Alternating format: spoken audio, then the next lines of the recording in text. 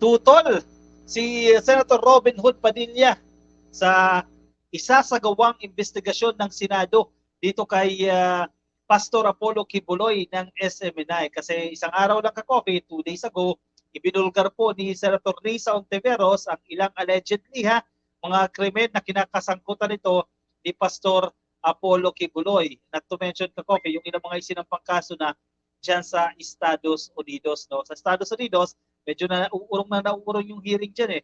Parang ang initial hearing dyan, March 2024. Naurong po yan ng November 2024. So medyo matagal-tagal pa yung pagdinig dyan sa Amerika. No?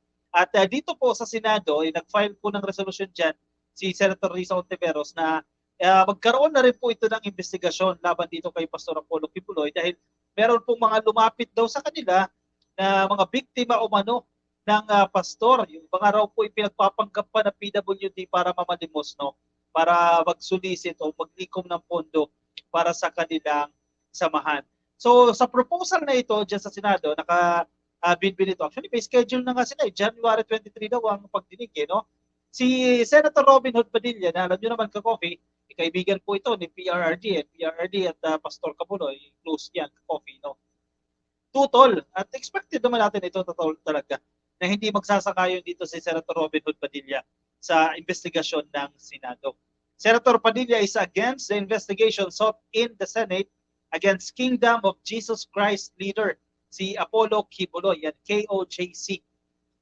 Padilla said in an interview that he will not support the investigation against Kibuloy, saying this is a case of Americans. Kasi ang pinupunto dito ni Senator Robin Hood Padilla, sa Amerika yan, mga cases, no? Yan ang kanyang tinitingnan dito. Doon isinampa dyan sa Amerika. So parang, in short, walang jurisdiction, parang ICC, ang kanyang comparison dito, no? Walang jurisdiction ng Pilipinas dyan at walang paki ang Pilipinas dyan dahil sa Amerika naman yan. Pero tingnan natin, ano pa yung mga pinupunto dito ni Senator Robin Hood. Kaso ng Amerikano yon. Kaso ng Amerikano yung kay Pastor. Ano yon? Parang ICC. Tinutukoy niya International Criminal Court, no? Parang ICC din, sunod-sunuran na naman tayo sa dayuhan. Ganun ba ang dating nun? Yan po yung tanong dito ni Padilla. While he said that it is the right of Senate Deputy Minority Leader Risa Ontiveros to pursue such probe, Padilla said he won't support allegations that stem from foreign courts investigation. So madaling sabi, ang sinasabi dito ni Senator Robin Padilla, since ang pinag-ugatan nitong issue na ito, itong mga isiniwalat ni Senator Risa Ontiveros kasi may mga witnesses siya, may mga testimonial siya. Since ang pinag-ugatan nito ay ang mga kaso na isinampan dyan sa Amerika, abay hindi niya raw po susuportahan itong gagawing investigasyon po ng Senado. Kami, ako lalo, nangangati ako pagkakaso ng puti. Na-offend si Andres Bonifacio, ayoko talaga. Pero kung sa Pilipinas, wala akong magagawa. Pilipino yun eh. Kung pagbabasehan natin ang korte ng ibang bansa, no way, according dito kay Padilla. Since there are allegations of child abuse and sexual abuse, Padilla said the witnesses making such claims should also be investigated considering that there are resource persons who may retract their claims. Actually, kanina pinakikinggan din natin ka-coffee itong interview ni Senator Robin Hood Padilla at ang kanyang sinasabi nga dyan, karamihan daw po sa mga witness dyan po sa pagdinig ng Senado, hindi nagsasabi ng totoo.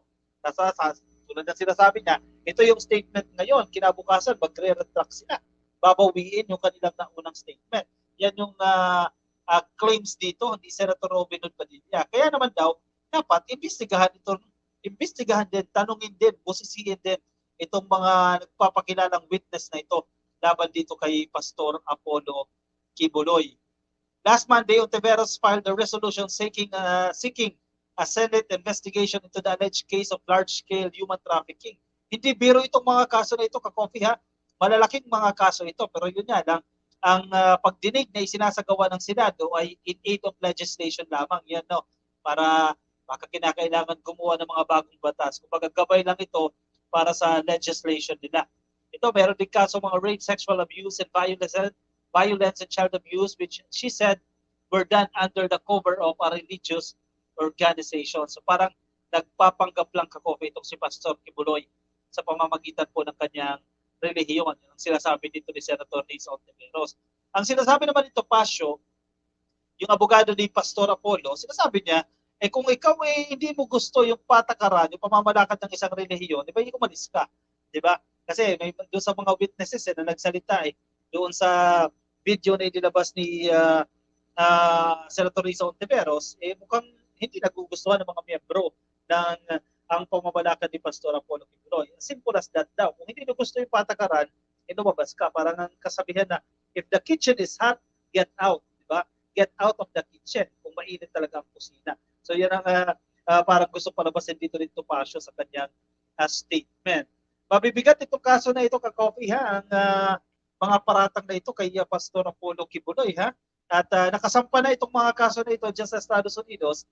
At yun nga, parang ang hearing November 2024 pa. Medyo matagal-tagal pa, Ka-Coffee, ang pagdinig na gaganapin dyan sa Estados Unidos. Ang say niyo dyan, sige, lagay dyan sa ating comment box. Si Sir Sammy Arbas, uy, nagbabalik. Bago nating miyembro ulit, Sir Sammy Arbas, thank you. Solid Ka-Coffee pa rin. Si Sir Sammy Arbas, happy viewing po sa inyo. Jolito Piquero, Ka-Coffee, ang hinabol ni Hontiveros dyan sa investigasyon ni Pastor Kibuloy sa Senado ay trial by publicity. Hehehe. Totoo naman talaga. Hindi naman talaga mawawala yung trial by publicity, no? Yes, syempre, malapit ang eleksyon ano ba? For re-election ba si Rizal Ontiveros? Parang for re-election, hindi. Bago lang pala, no? May term pa siya. Pero common yan, Ka-Coffee, no? Sa mga pagdinig dyan sa Kongreso, ano din yan publicity din po yan para sa kanila, di ba? Kasi lalo na, nalalapit ang halalan, lalo dyan sa Kongreso. Kanya-kanyang pasikat yan. Sa lower house, no? Sa House of Representatives, kanya-kanyang pasikat yan. Sir Sammy Arbas, maraming salamat, sir, sa iyong pa-super sticker. Happy viewing sa iyo, sir. Mga minor de edad pa sila noon, sabi ni Rian de Vera. Oo nga yung iba, hindi rin natatakot Siniwalat nila yung kanilang itsura, no? Yung kanilang mukha doon sa kanilang testimonya against dito kay Pastor Apollo Kibuloy. So medyo mahaba-habang usapin dito, Ka-Coffee, no? Mahaba-habang pagdinig ang magaganap dyan sa House of Representatives at sa Senado. Kasi di ba wala pang resolution din dyan sa lower house Sabi ni Shelly D, STUPID talaga yang si Senator ADIK. Matindi kapag sa US si keeps lilitisin. US laws favor children and women greatly. Kaya kung proven, guilty siya, death sentence siya. Correct. I-agree dyan, Ma'am Shelly D, no? Yung mga representation, no? Yung mga kung paano pinapakita sa pelikula, medyo mas, in a way, related din naman yan sa reality, no? Yan yung ating background dyan. Medyo mahigpit nga at mabilis, Ka-Coffee, ang paglilitis. Nagtataka lang ako bakit naurong nang naurong, no? From March 2014, 2024, sorry, March 2024, initially may pagdinig na gaganapin dyan dito sa mga cases na isinampa kay Pastor Apollo Kibuloy, and then na-move yan ng November. Bakit parang tagal, no? Ang laki ng agwat. Hindi ko alam kung paano yung nagiging protocol dyan sa Estados Unidos. Nestor Seed, Ka-Coffee, ICC for Maudigs, FBI for PACQ. Pastor Apollo si Kibuloy daw. Mr. Porsche Vlog, pa-shoutout po, idol, watching from Kuala Lumpur, dyan po sa Malaysia. Happy viewing po sa inyo dyan sa Malaysia. Mga pro-China sa Inidoro na rin sila. Huwag na silang umasa, mga pro-China. Basura na rin sila. Yan. Magkakaalaman yan, Ka-Coffee, sa nalalapit po na senatorial elections next year. Yan, ingay na ulit yan. Siyempre, pag-i-election, kanya-kanyang ingay na ulit yan. Kaliwat ka ng advertisement na naman yan at mga aktibidades, no? Antayin natin, Ka-Coffee. Elizabeth Frias, happy viewing sa inyo na sa Facebook. Shoutout po sa inyo, Ka-Coffee, ha? Kay Mel Ace, paano kung totoo, kawawa naman yung mga kababaihan, ang mga kabataang babae, madaling takutin yan, lalo na kung gwardyado, paano makatakas. Kaya nga, Ma'am Mel Ace, dapat magkaroon talaga ng investigation. Diba? Kasi, paano nga kung totoo talaga, kawawa din naman itong mga naapi. Hindi mo naman pwede sabihin, kilala ko itong tao na ito, hindi nagagawin yan. In many cases, no, may mga ganyan tayong mga testimonya na nagsasabi, hindi niya magagawa yan. Sobrang bait niya, di ba, Ka-Coffee? Pero hindi mo alam. Hindi mo naman siya bantay sarado 24 oras. Diba? So, hindi mo alam. Kaya nga importante dyan, dumaan ito sa tamang pagdinig, sa tamang korte.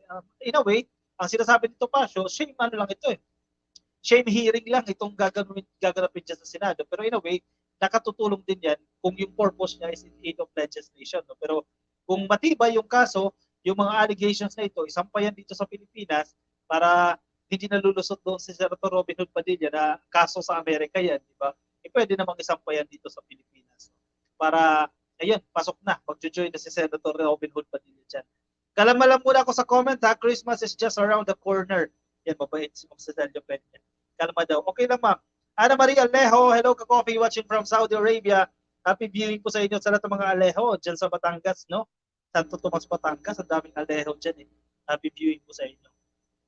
Intimafi Mook, hindi totoong si Digong ang nagpaganda ng Davao, kundi pinupondohan ng China ang Davao, kaya tahimik yan si Sara Mau, mga ganit din, mga pangsariling interes lang talaga ang mga Duterte, sabi ni Intimafi Mook.